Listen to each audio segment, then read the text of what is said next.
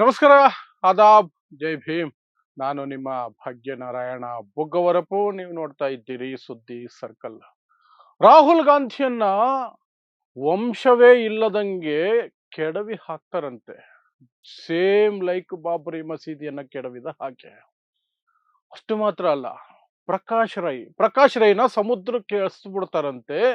ಅಲ್ಲಿ ಮೀನುಗಳಿಗೆ ಆಹಾರ ಆಗಬೇಕಂತೆ. ಸೊ ಎರಡೂ ಹೇಳಿಕೆಗಳು ಕೊಲೆ ಬೆದರಿಕೆಗಳು, ಜೀವ ಬೆದರಿಕೆಗಳು. ಈ ಹೇಳಿಕೆಗಳನ್ನ ಯಾವ್ದೋ ಪುಡಿ ರೌಡಿಗಳು ಅಥವಾ ಏನೇನೋ ಕಟ್ಕೊಂಡಿದಾರಲ್ಲ, ಆ ಸಂಘ, ಈ ಪಂಗ, ಈ ಪಡೆ, ಆ ಸೇನೆ ಅಂತ ಹೇಳಿ ಧರ್ಮದ ಹೆಸರಿನಲ್ಲಿ, ಹಸು ಹೆಸರಿನಲ್ಲಿ ರೋಲ್ ಕಾಲ್ ಮಾಡ್ಕೊಳ್ಳೋದಕ್ಕೆ, QR ಕೋಡ್ ಹಾಕಿ ಭಿಕ್ಷೆ ಬೇಡೋದಕ್ಕೆ ಅಂತ ಮಾಡ್ಕೊಂಡಿರುವಂತಹ ಆ ನಾನ್ಸೆನ್ಸ್ ಫೆಲೋಸ್ ಹೇಳಿದ್ರೆ, ಓ ಅವ್ರದ್ದು ಬಾಳೆ ಅಷ್ಟು, ಅವ್ರು ಇರೋದೇ ಹಾಗೆ, ಅವ್ರ ಅಸ್ತಿತ್ವನೇ ಅದು. ಅದಿಲ್ಲದೆ ಹೋದ್ರೆ ಅವ್ರಿಗೆ ಅನ್ನ ಇಲ್ಲ, ಉಪವಾಸ ಸಾಯ್ಬೇಕಾಗತ್ತೆ ಅಂತ ಅನ್ಕೋಬಹುದು. ಬಟ್ ಈ ಮಾತುಗಳನ್ನ ಆಡಿರೋದು ಶಾಸಕ, ಉಡುಪಿಯ ಶಾಸಕ ಯಶ್ಪಾಲ್ ಸುವರ್ಣ ಅನ್ನುವಂಥ ವ್ಯಕ್ತಿ. ಸೊ ನೀವು ಯೋಚನೆ ಮಾಡಿ, ಈ ಶಾಸಕನ ಹಿನ್ನೆಲೆ ಏನಾಗಿರಬಹುದು ಅಂತ ಹೇಳೋದಕ್ಕಿಂತ ಮೊದಲು, ಆತ ಬಿಜೆಪಿ ಶಾಸಕ ಅಂತ ಹೇಳ್ಬಿಟ್ರೆ ಏನೆಲ್ಲ ಆಗಿರಬಹುದು ಈ ಹಿಂದೆ ಅನ್ನೋದು ನಿಮಗೆ ನಾನು ಹೇಳೋದಕ್ಕಿಂತ ಮೊದಲೇ ಅರ್ಥ ಮಾಡ್ಕೊಳ್ಳೋದಕ್ಕೆ ಸುಲಭ ಆಗುತ್ತೆ. ಆದರೂ ನಾನು ಒಂದಷ್ಟು ವಿವರಗಳನ್ನ ಕೊಡ್ತೀನಿ. ಸೊ ಏನಿದು ಹೇಳಿಕೆ ಯಶ್ಪಾಲ್ ಸುವರ್ಣ, ಅದು ಆ ವ್ಯಕ್ತಿ ಈ ಹೇಳಿಕೆಯನ್ನ ಕೊಟ್ಟಿರುವ ಹಿನ್ನೆಲೆ ಏನು, ರಾಹುಲ್ ಗಾಂಧಿ ಬಗ್ಗೆ ಮತ್ತು ಪ್ರಕಾಶ್ ರಾಯ್ ಬಗ್ಗೆ ಯಾಕೆ ಟಾರ್ಗೆಟ್ ಮಾಡಿ ಮಾತಾಡಿರೋದು, ಈಗ ಅದ್ರ ಬಗ್ಗೆ ಏನೋ ಕೇಸು ಪಾಸು ಅಂತೆ. ಈ ಸರ್ಕಾರದ ಧೈರ್ಯ ನಮಗೆಲ್ರಿಗೂ ಗೊತ್ತೇ ಇದೆ. ಹೋಗಿ ಆರೋಪಿಗಳ ಮುಂದೆ ಕೈ ಕಟ್ಟಿ ನಿಂತುಕೊಳ್ಳುವಂತಹ ಪರಿಸ್ಥಿತಿಯಲ್ಲಿ ಪೊಲೀಸರು ಇರ್ತಾರೆ ಪಾಪ. ಸೊ ಅದ್ರ ಬಗ್ಗೆ ಸಹ ಒಂದಷ್ಟು ಮಾತಾಡೋ ಪ್ರಯತ್ನವನ್ನು ಮಾಡ್ತೀನಿ.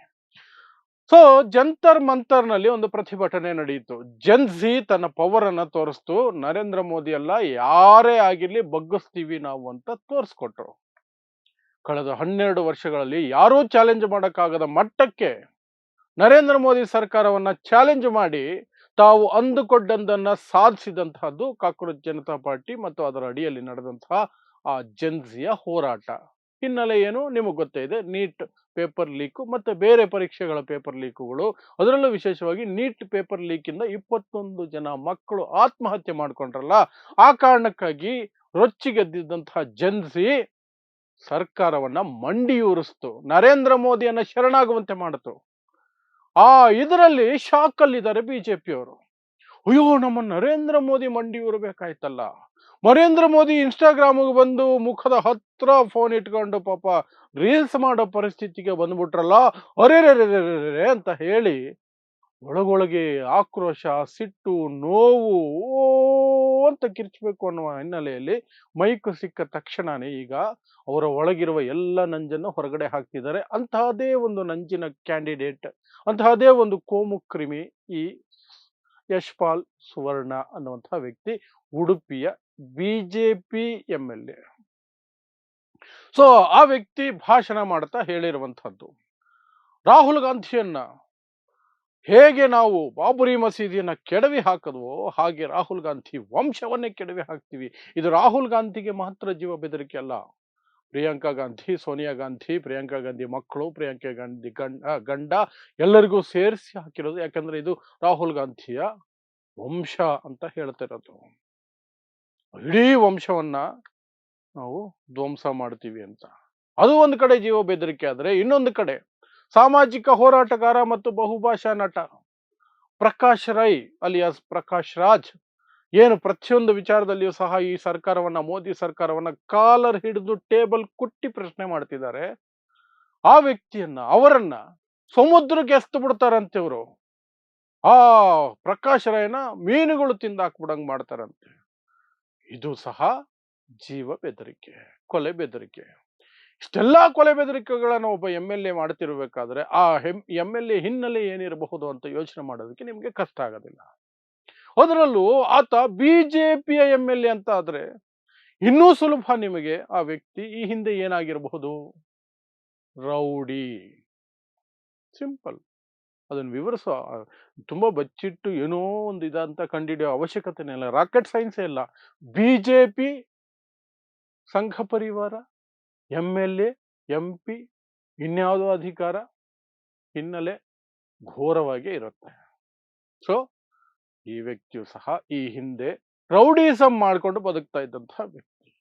ಅಂತಹ ರೌಡಿಸಂ ಮಾಡುವಂತಹ ವ್ಯಕ್ತಿಗೆ ಹೇಗೆ MLA ಟಿಕೆಟ್ ಕೊಟ್ಬಿಡ್ತು ಬಿಜೆಪಿ ಅಂತ ನೀವೇನಾದ್ರೂ ಕೇಳುವಂತವರಾಗಿದ್ರೆ ನಿಮ್ಮಷ್ಟು ದಡ್ರು ಇನ್ಯಾರು ಇರಲ್ಲ. ಬಿಜೆಪಿಗೆ ಮಿನಿಮಮ್ ಕ್ವಾಲಿಫಿಕೇಶನ್ ಅದು. ಬಿಜೆಪಿ ಟಿಕೆಟ್ ಕೊಡಬೇಕಾದ್ರೆ ಕ್ಯಾಂಡಿಡೇಟ್ಗಳನ್ನ ಹುಡುಕಬೇಕಾದ್ರೆ ಅವರು ಇಂಥವರನ್ನೇ ಹುಡುಕೋದು, ಬೂತ್ ಕನ್ನಡಿ ಹಿಡ್ಕೊಂಡು ಹುಡುಕ್ತಿರ್ತಾರೆ. ಸಭ್ಯಸ್ಥರು, ಯಾವುದೇ ಕ್ರಿಮಿನಲ್ ಹಿನ್ನೆಲೆ ಇಲ್ಲದವರು ಟಿಕೆಟ್ ಪಡ್ಕೊಳ್ಳೋದು ಒಬ್ಬೊಬ್ಬೊಬ್ಬೊಬ್ಬ ದೊಡ್ಡ ಸಾಹಸ ಬಿಜೆಪಿಯಲ್ಲಿ. ಇಂಥವ್ರನ್ನ ಬೇಡ ಅಂದ್ರೂ ಸಹ ನೀನ್ ನಿಂತ್ಕೊಳ್ಳಪ್ಪ, ನಾವು ಗೆಲ್ಲಿಸ್ತೀವಿ ನಿನಗೆ, ನೀನೇ ನಮ್ಮ ಪಕ್ಷಕ್ಕೆ ಸರಿಯಾದ ಅಭ್ಯರ್ಥಿ ಅಂತ ಹೇಳಿ ಎಳ್ಕೊಂಡು ಬಂದು ಬಲವಂತಕ್ಕೆ ನಿಲ್ಲಿಸ್ಕೊಂಡ್ಬಿಡ್ತಾರೆ. ಹಾಗಾದ್ರೆ ಈತ ಮಾಡ್ತಿದ್ದೇನು? Same world story. ಸಂಘಿಗಳದ್ದು ಒಂದೇ. ಹಸು ಹೆಸರಿನಲ್ಲಿ, ಧರ್ಮದ ಹೆಸರಿನಲ್ಲಿ ಅವರು ಇವರನ್ನ ಪೀಡಿಸೋದು, ಹಲ್ಲೆ ಮಾಡೋದು, ಇನ್ನೇನೋ ಮಾಡೋದು. ಅದೇ ರೀತಿ ಈ ವ್ಯಕ್ತಿ ಫೇಮಸ್ ಆಗಿದ್ದು, ಈ ಯಶ್ಪಾಲ್ ಸುವರ್ಣ ಫೇಮಸ್ ಆಗಿದ್ದು ಹಾಜಬ್ಬ ಹಸನಬ್ಬ ಅನ್ನುವಂತಹ ತಂದೆ ಮಗನ ಮೇಲೆ ಹಲ್ಲೆ ಮಾಡುವ ಮೂಲಕ. ತುಂಬಾ ಕ್ರೂರವಾಗಿ ಹಲ್ಲೆ ಮಾಡಲಾಗಿತ್ತಾಗ ಅದು ದೊಡ್ಡ ಸುದ್ದಿಯಾಗಿತ್ತು, ನ್ಯಾಷನಲ್ ಹೆಡ್ಲೈನ್ಸ್ ಆಗಿತ್ತು. ಅಷ್ಟು ಸಾಕಿತ್ತು ಬಿಜೆಪಿ ಅವರಿಗೆ ಸಿಕ್ಕದ ಕ್ಯಾಂಡಿಡೇಟ್ ಅಂತ ಹೇಳಿ ತಗೊಂಡ್ ಬಂದು MLA ಮಾಡಿದ್ರು. ಆ MLA ಆದ ನಂತರವಾದರೂ ಈ ವ್ಯಕ್ತಿ, ನಾನೀಗ MLA ಆಗಿದ್ದೇನೆ, ನಾನು ಎಲ್ಲರ ಜನಪ್ರತಿನಿಧಿ, ನಾನೊಂದು ಸಾಂವಿಧಾನಿಕ ಹುದ್ದೆಯಲ್ಲಿದ್ದೀನಿ, ನಾನು ಶಿಷ್ಟಾಚಾರದಿಂದ ನಡ್ಕೊಳ್ಬೇಕು, ಕಾಮನ್ ಸೆನ್ಸ್ ಇಟ್ಕೊಂಡು ಮಾತಾಡಬೇಕು, ಮಾನವೀಯತೆಯಿಂದ ನಡ್ಕೊಳ್ಬೇಕು, ಎಲ್ರನ್ನೂ ಸಮಾನವಾಗಿ ನೋಡಬೇಕು ಅಂತ ಯೋಚನೆ ಮಾಡೋಣ ಅಂದ್ರೆ ಪಾಪ ಅವ್ರಿಗೆ ಅದೆಲ್ಲ ಅಡ್ಡ ಬರುತ್ತೆ. ಏನೆಲ್ಲ ಅಡ್ಡ ಬರುತ್ತೆ? ಶಾಖೆಗಳಲ್ಲಿ ತುಂಬಿರುವ ಹಚ್ಚಿರುವಂತಹ ವಿಷ ಅಡ್ಡ ಬರುತ್ತೆ. ಸಂಘ ಪರಿವಾರದಲ್ಲಿ ಚುಚ್ಚಿರುವ ಅಥವಾ ತುಂಬಿಸಿರುವಂತಹ ಬ್ರೈನ್ ವಾಶ್ ಮಾಡಿರುವಂತಹ ಮುಸ್ಲಿಂ ದ್ವೇಷ ಅಡ್ಡ ಬರುತ್ತೆ. ಹಾಗಾಗಿ ಅದು ಮಾಡಕ್ ಸಾಧ್ಯ ಇಲ್ಲ. ಸೊ ಈಗ ಒಂದು ಕಡೆ ನರೇಂದ್ರ ಮೋದಿ ಮಂಡಿ ಉರಿದಂತಹ ಹೊಟ್ಟೆ ಉರಿ, ಇನ್ನೊಂದು ಕಡೆ ಈ ರೀತಿ ಆಯ್ತಲ್ಲ, ನಾನು ಆಗಾಗ ಸುದ್ದಿಗೆ ಬರಬೇಕು ಅಂತಂದ್ರೆ ಏನೋ ಒಂದು ಮುಸ್ಲಿಮರ ವಿರುದ್ಧ ಏನಾದ್ರೂ ವಿಷ ಕಾರಬೇಕು ಅಥವಾ ಯಾವುದಾದ್ರೂ ವಿರೋಧ ಪಕ್ಷದವರ ಬಗ್ಗೆ ಕೆಟ್ಟ ಕೊಳಕ ರೀತಿಯಲ್ಲಿ ಈ ರೀತಿ ಬೆದರಿಕೆಗಳನ್ನ ಹಾಕಬೇಕು. ಸೊ ಬೆದರಿಕೆ ಹಾಕೋದಕ್ಕೆ ಪುಣ್ಯಾತ್ಮ ಚೂಸ್ ದ ಪಾಯಿಂಟ್.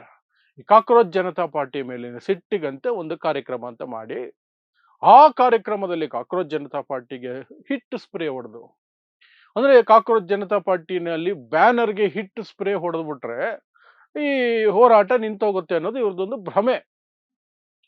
ನರೇಂದ್ರ ಮೋದಿನೇ ಮಂಡಿ ಇಳಿಸಿದಂತಹ ಯುವ ಜನತೆಯನ್ನ ಇವರು ಒಂದು ₹100 ಸ್ಪ್ರೇ ಹಿಡ್ಕೊಂಡು ಮುಗಿಸ್ಬಿಡ್ತಾರಂತೆ. ನೋಡಿ ಇವರ ಕೊಲೆಗಡುಕು ಮನಸ್ಥಿತಿ ಯಾವ ರೀತಿ ಇದೆ. ಸ್ಪ್ರೇ ಹೊಡಿತೀವಿ ನಾವು, ಅದು ಕಾಕ್ರೋಚ್ ಅನ್ನುವಂಥದ್ದು ಒಂದು ಕ್ರಿಮಿ, ಅದ್ರ ಪಾಡಿಗೆ ಅದಿದೆ. ಬಟ್ ಅದನ್ನ ಇಟ್ಕೊಂಡು ಮನುಷ್ಯರು ತಾನೇ ಈಗ ಒಂದು ಹೋರಾಟ ಮಾಡ್ತಿರೋದು, ಅವ್ರಿಗೆ ಹಿಟ್ಟು ಹೊಡಿತೀನಿ ಅನ್ನೋ ರೀತಿಯಲ್ಲಿ.